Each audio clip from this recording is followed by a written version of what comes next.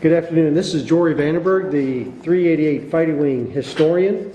I'm the wing historian, and I'm here conducting a series of interviews of the 388 Bomber Group Heavy individuals who are here at the 63rd Annual 388th Bomb Group Reunion. Today is 1 September 2012, and I'm currently interviewing the following individual. In your name, sir? Charles Woodford. Okay, Mr. Woodford, where did you grow up? Where was your hometown? Well, I grew up in Iowa, Oskaloosa, Iowa. Okay. And then I went out to California and in 1940 to work for Hughes Aircraft. And then I enlisted in Fort MacArthur, California in 1942. Okay. Do you remember the month, the month of 1942? Oh yeah, it was 30 October 1942. Okay. So in October 1942, you joined up at, you said at MacArthur, California? Fort MacArthur. Fort MacArthur, California. And when you joined up, did you join up with the Army Air Forces or just the Army in general or what? Do you remember? I think it was Army Air Force because they sent me to Carnes, Utah. Okay. For my basic training. All right. So you went to Carnes, Utah for basic training, and then you went through classification testing? Yeah. Okay. What did they determine you would be the best job in the Air Force for them at that time? Aircraft gunner. Aircraft gunner? Gunner, right. They figured you'd be a good aircraft gunner.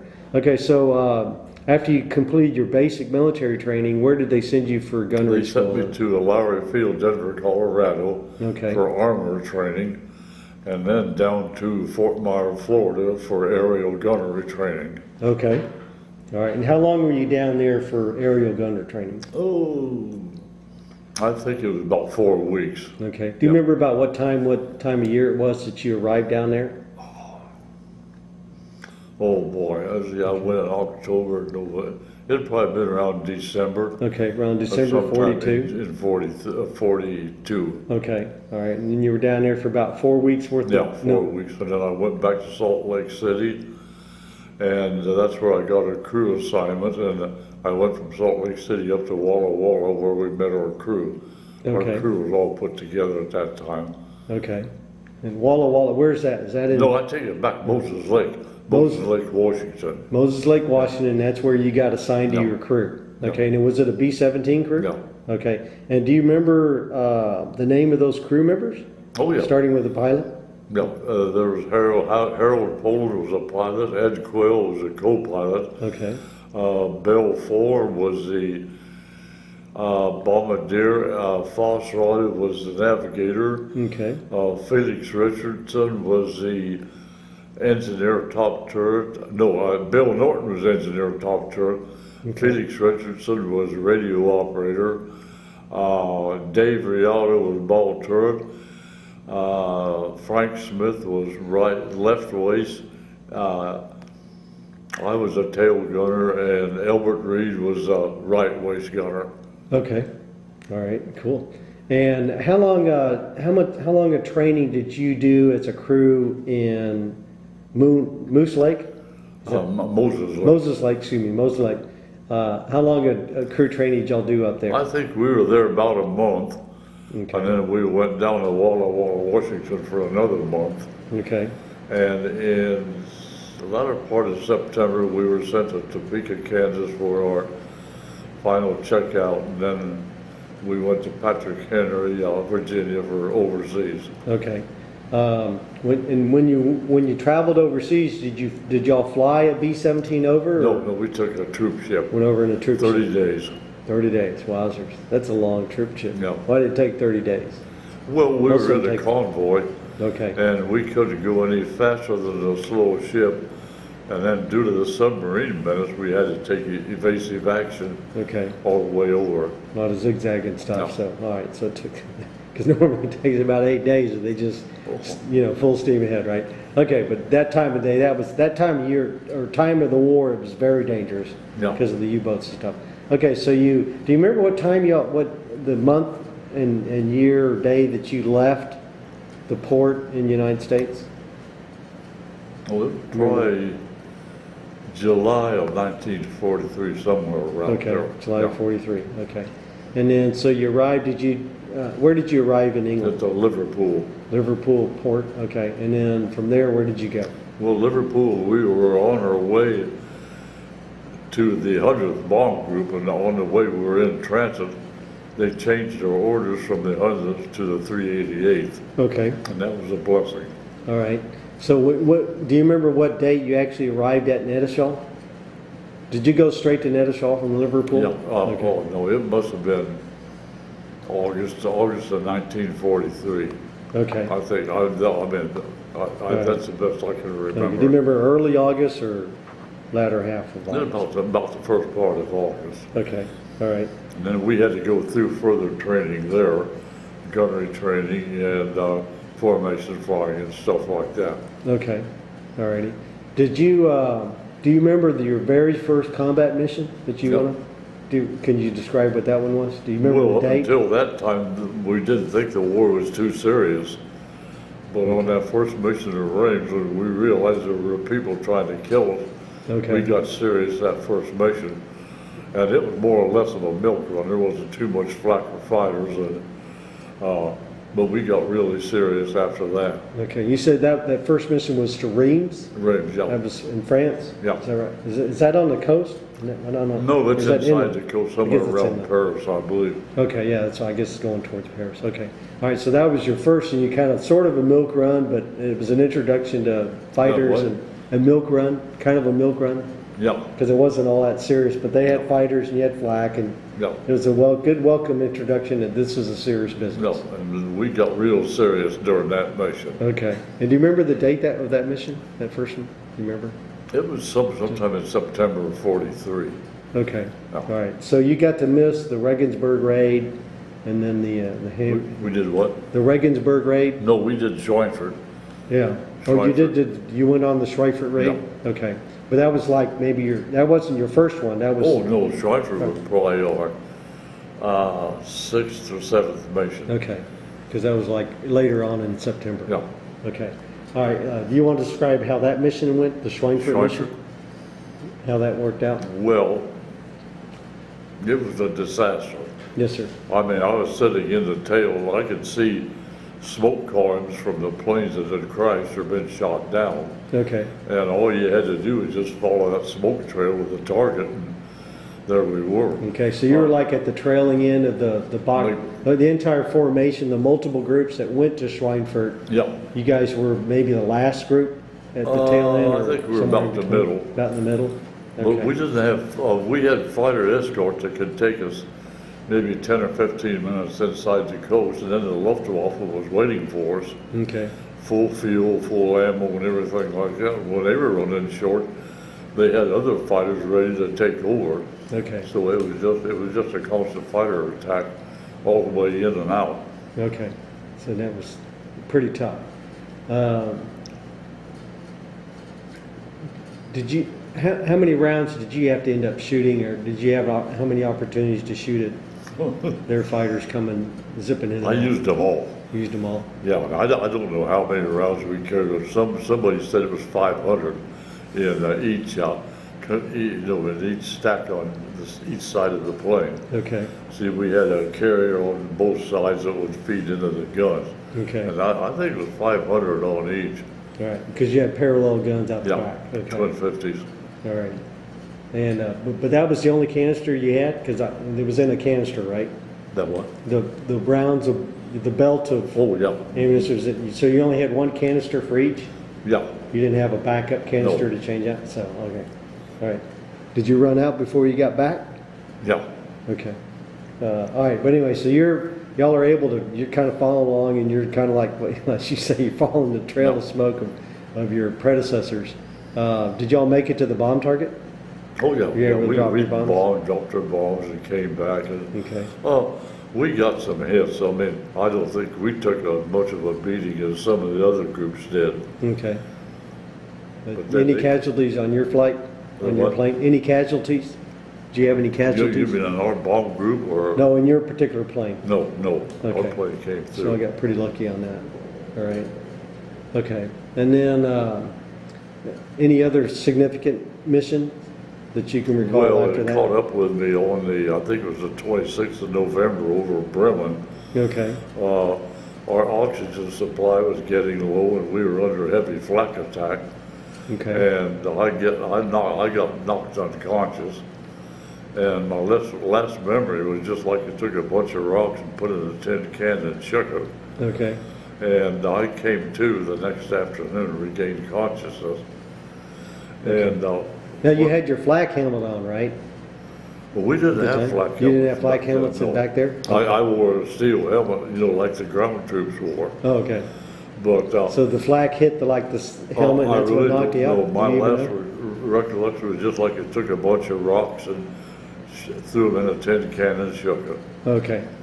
And But you said you were knocked unconscious for about, till the next day? yeah, Okay. the left waist gunner came to pull me out.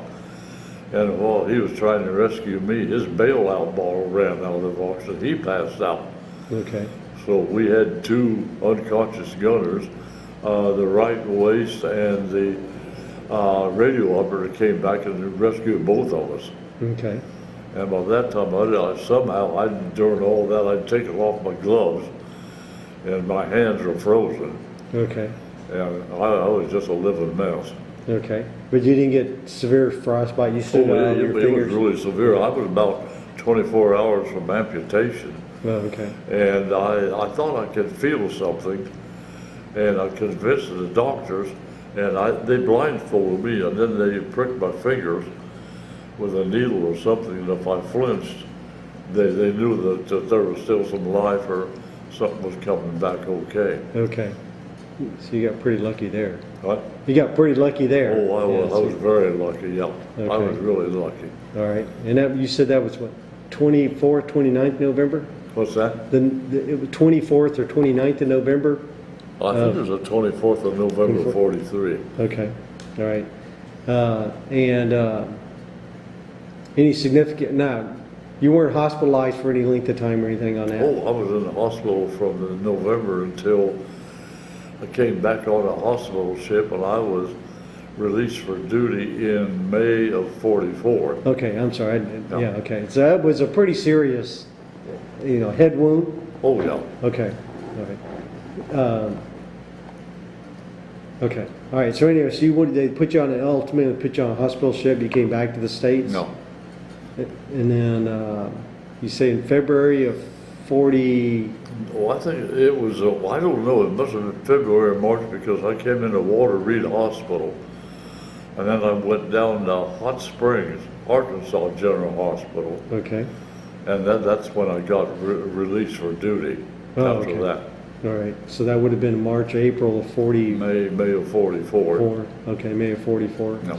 So your career was over with in the Air Force? Oh, no, No? I stayed in. They, Oh, I'm sorry, you just got discharged from the hospital? yeah, Okay, so you were in the hospital all the way basically from November to May of 44? yeah. And then, so you were discharged from the hospital, and then what happened? What did they do to you then? Well, I went down to cadet training. Okay, We went back to Atlantic City for R&R, went down to Maxwell Field for cadet training, okay, and went from there to Selman Field, Alabama. And I was just pretty close to graduating and getting a commission when the pipeline was closed. They had enough navigators in the system. okay, And so then they sent me to Texas for reassignment, and then I ended up at Lowry Field, Colorado on B-29s. okay. All right, and what were you gonna do on the B-29? Well, we were on an engine change crew and getting ready to go overseas again to the South Pacific, Okay, all righty, which was kind of a dumb thing to do on my part because if I had suffered frostbite again, it would have probably been fatal. yes, sir. But, Okay, but as an engine replacement crew, beg pardon? you said you were gonna be on the engine replacement crew? Well, we were replacing engines and also alerting the aircraft because we were getting ready to deploy to the Oh, South okay. Pacific. But you're gonna deploy in a B-29? Yeah, And what was your job gonna be in the B-29? tail gunner. You're gonna be tail gunner? Yeah. Sorry, keep kicking your leg there. So you're still going to be a tail gunner. But in that position, are you actually sitting back in the tail, or weren't everybody sitting up like in the, and it was remotely fired? No, I think Or were you still sitting in the back on those? I think I actually sat back in the tail, and then they had the remote control, where I think they controlled that from the waist. Okay. Yeah. Okay. All right. So you got trained up for that, and then do you remember what time frame that was? This is when you were fixing to get on a plane to fly out of Lowry. Well, it was in October, September and October of 1945. Okay. Because I was discharged 3 years after the date, on the same date I enlisted. Okay. All right. So it's just the way that circle ran around. Okay. All right. Well, that's pretty interesting. Pretty interesting stuff. But they had. Let me ask you a little bit about Nettishaw while you were stationed at Nettishaw. Trying to find out what were the facilities there and what are the activities you did when you weren't flying.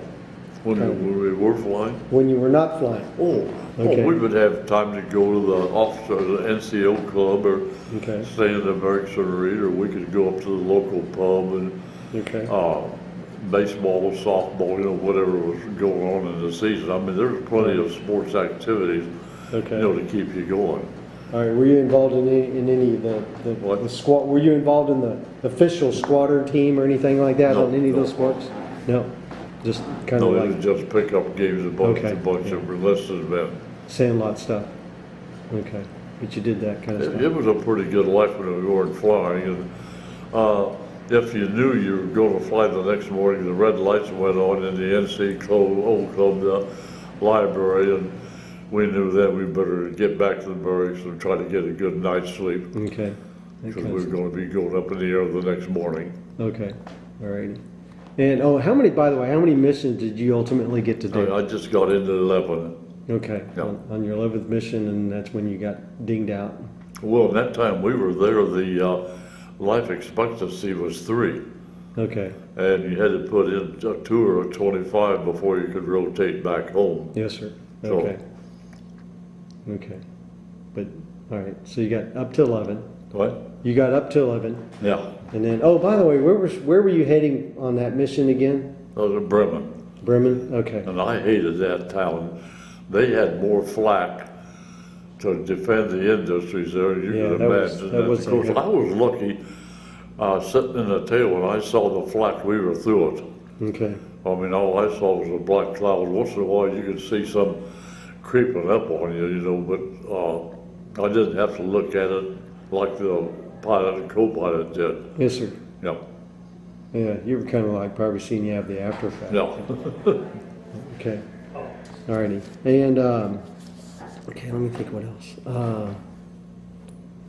Okay, I think that's really bad. Okay, so what did you do, all right, after you got discharged? And again, October 40. I went to college on a GI Bill. Okay. I got married. I married my high school sweetheart. Okay, cool. Then when I got my degree, I got a job with civil service with the federal government of Middletown, Pennsylvania. Okay. And then we wanted to get back into the Midwest, so we transferred to Scottsfield, Illinois.